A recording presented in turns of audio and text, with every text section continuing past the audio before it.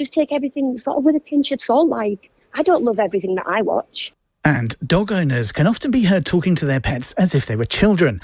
Now, a study suggests that that's not entirely irrational. It's found dogs have the same ability to distinguish words as babies. It'll be a windy and rainy day for most of us, but it will brighten up later with showers, and which may continue in the south and west with highs of 15. And our top sports stories this hour. A short time ago in the Premier League, Arsenal led Leicester 2-0. Former Wales international George North has urged his former teammates not to take New Zealand lightly as they kick off their autumn international series this afternoon. Wales have not beaten the All Blacks since December 1953, but can take some confidence having won this year's Six Nations in the spring. You can hear live coverage of Wales versus New Zealand on TalkSport 2 from 4:45. Before that, they have commentary of Scotland versus Tonga from 2 o'clock. And we'll have a full sports update at past. Across the UK, on DAB digital radio, on the free Times Radio app and via your smart speaker. Alexis Conran on Times Radio with Charlie Biggums. Prepared in Charlie's kitchen, cooked in yours. Find Charlie Biggums in your local supermarket. Good afternoon and welcome to Times Radio with me, Alexis Conran, here with you until 4 o'clock. Now, look, before we get started with the show, as you may know, we've had our first set of figures here on Times Radio after almost, 15 months of launching. We now know how many of you are actually tuning in and listening, and it seems like quite a few of you are doing just that. So I just wanted to say a massive thank you to all of you who regularly keep me company here at the weekends between 1 and 4. Thank you so much. And I look forward to many more afternoons of us together. And thank you always for your texts and your tweets. They really add something to the show. Now, coming up on today's show, we will cross to Glasgow and preview COP26. The Prime Minister warns modern civilization is at risk. Well, the whole of humanity is in the ring.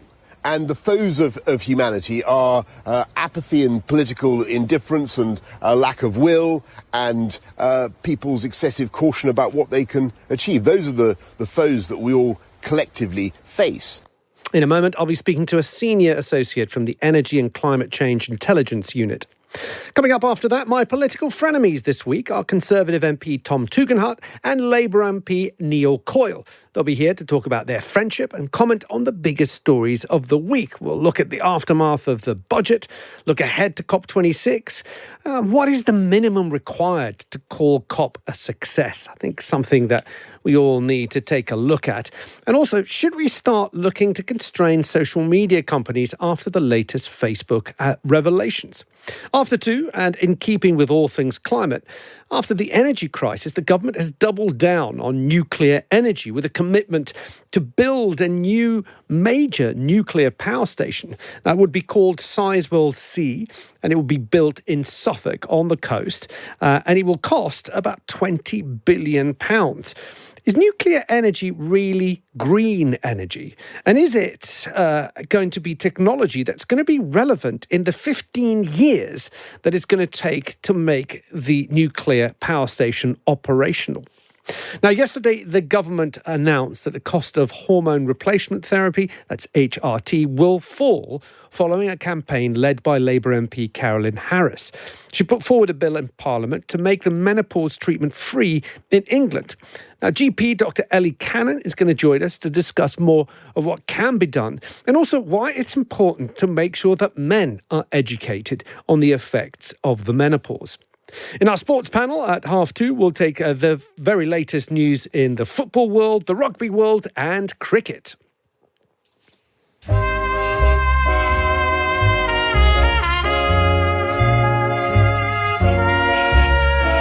Now, Coronation Street and Holby City star Charlie Condu is going to be stepping out of his rehearsals to join us to talk about his new play, which is called Straight White Men, and is starting at the Southwark Theatre.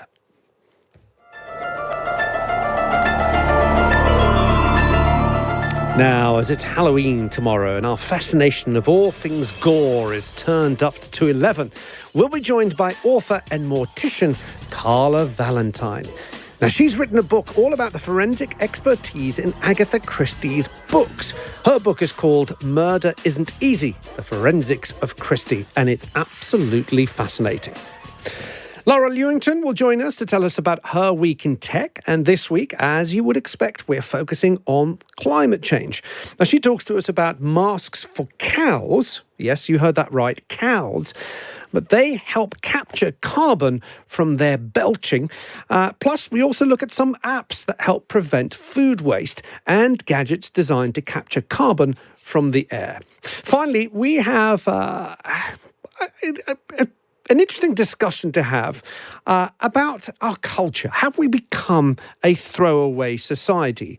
Are we just too ready to buy things new rather than reuse and repair them? Well, we're going to be speaking to residents of a small East Sussex village of Forest Row, where, TV has become a reality. And they've got their very own repair shop, very successful cafe where people get their stuff fixed. And I want to hear from you. What was the last thing you have fixed?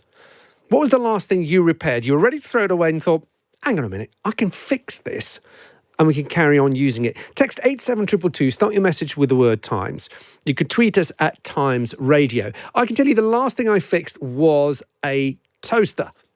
I know it's not that technical, but it was a toaster. The dial had gone, found a repair part online, unscrewed it all up, put it all together. It was unplugged, don't worry. And I felt rather good after having fixed it. It saved me quite a lot of money. And I just thought, well, perhaps this is the way to go. So what was the last thing that you fixed? 87222, start your message with the word Times. You could tweet us at Times Radio. Now, we are 5-1 down at half-time in the fight against climate change. This is according to Prime Minister Boris Johnson. He's currently in Rome for the G20 summit, where he'll urge other world leaders to commit to cutting carbon emissions ahead of COP26. But are his efforts falling on deaf ears? Today's Times reveals that China has appeared to rebuff Boris Johnson's pleas to do more on climate change, following on from President Xi Jinping's pulling out of the summit. In the last hour, the Prime Minister gave this update to Sky News. Well, the whole of humanity is in the ring. And the foes of humanity are apathy and political indifference and lack of will and people's excessive caution about what they can achieve. Those are the foes that we all collectively face. And actually, I think that we can still do it. I think there is a chance, if everybody puts their minds to it, that we can get an agreement that will allow us to restrain the growth in temperatures. We're not going to stop climate change. Now let's cross to Glasgow now and speak to Richard Black, Senior Associate at the Energy and Climate Change Intelligence Unit. Richard, good afternoon. Thanks for joining us. Pleasure, Alexis. Nice to be with you. Richard, can you explain to us a little bit about what the agenda is for COP26? What is the minimum the Prime Minister needs to get out of this conference? Well, I think basically we are not going to get a deal that basically puts the world on a trajectory from 1.5 Celsius of global warming. That was the limit that was agreed at the Paris summit 6 years ago. But I think the minimum that needs to come out of it, and it's not just for Boris Johnson, it's for much wider than that, is something that basically keeps that within reach. Our ability to tackle climate change, the cost of renewable energy, the cost of electric motoring, the cost of things like using hydrogen to make steel instead of coal. The cost of these are coming down incredibly fast, and so you basically need to be in a position where you can progressively take advantage of these things as they get cheaper. And I disagree with the Prime Minister on many things that he says, but I do think he's right when he says there's a pessimism about what can be achieved. I mean, there are a number of countries, the UK among them, that have very successfully cut emissions while growing the economy. And basically, one of the key things is for other leaders to actually look at that evidence and realise what is possible. And Richard, as far as I've been able to understand, ever since Paris, the Paris Climate Change Agreement, that was back in 2015. It was agreed back then. The target, that 2 degree, now 1.5 degree target. But am I right in understanding that what was also agreed was that in the next 5 years, the scientists would go away and actually figure out how this is going to be carried out. So Paris was the agreement of where we want to go, but actually COP 2020, which of course didn't happen last year and was moved to this year, was going to be that end of that 5-year period. And actually the plans of how we're going to get there were going to be revealed. So is this what COP 26 is going to be about this year? Not really. I mean, to a certain extent, it's true. So basically, the reason why that report was commissioned at the Paris Summit of 2015 was because there was hardly any sort of technical work that had been done on how to keep global warming to 1.5 Celsius, because that had never been a political objective for. So the Paris conference charged the Intergovernmental Panel on Climate Change with going away and doing a report on this, which they did in 2018. And they is that it is possible, but it requires kind of transformation of the scale that we haven't seen, but it is doable. That was very important that they made that. And it's all the usual. I don't think there's any massive surprises in what they said. It is, increasing the rollout of renewables, becoming very efficient with energy use, developing these bespoke solutions for industries, looking at the way land is used so that it stores carbon rather than releasing it. All of these things, but of course that's a recommendation by a globally commissioned report from scientists. It doesn't mean governments have to take it on board and do it. There are other very important factors tied up with this summit, because if you look at this from the perspective of a poor developing country, a Bangladesh or a Togo or a Haiti, the Richard, I'm sorry, I'm going to have to leave it there because the quality of the line has failed us, unfortunately. But we got most of the gist of what you were telling us. So thank you, and apologies for the bad quality of the line there. Richard Black, Senior Associate at the Energy and Climate Change Intelligence Unit, speaking to us from COP26 in Glasgow. Now, coming up are my political frenemies this week are Conservative MP Tom Tugendhat and Labour MP Neil Coyle. They'll be here in just a minute to talk about their friendship and also comment on the biggest stories of the week. We're going to be talking budget, COP26, and also Facebook. What do we make of the latest revelations from Facebook whistleblower Haugen? She'd said that the use of the echo chambers and the way the Facebook algorithm works is that people's perceptions, perhaps their political persuasions, if they're mildly centrist or centre-right or centre-left, given enough time with that algorithm at work and the echo chamber at work, they are pushed into extreme use. What do you make of that? Is it time for governments to do more to curb a little bit about how companies like Facebook serve information to their clients? And also, I've been asking you, what's the last thing you fixed? What's the last thing you repaired? Jeff has got in touch. He says, I never do DIY until this fix.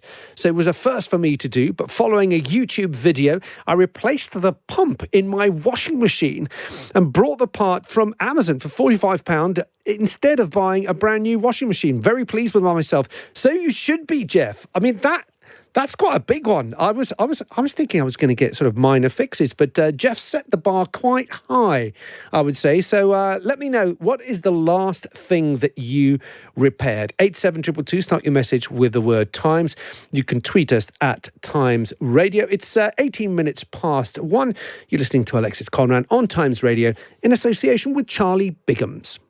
John Pienaar at Drive, Monday to Thursday afternoons from 4 till 7 on Times Radio. Join John Pienaar for the Drive Time show dedicated to the news that matters. Whatever happened to the days during the pandemic when health professionals were being showered with love? Quality journalism, analysis and opinion that speaks for itself. This is a tragic waste of food which has never happened before. And the views that need to be heard. These formerly natural allies feel as if they are being used as a whipping boy. John Pienaar at Drive, Monday to Thursday afternoons from 4 till 7 on Times Radio. Alexis Conran on Times Radio with Charlie Biggums. Prepared in Charlie's kitchen, cooked in yours. Find Charlie Biggums in your local supermarket.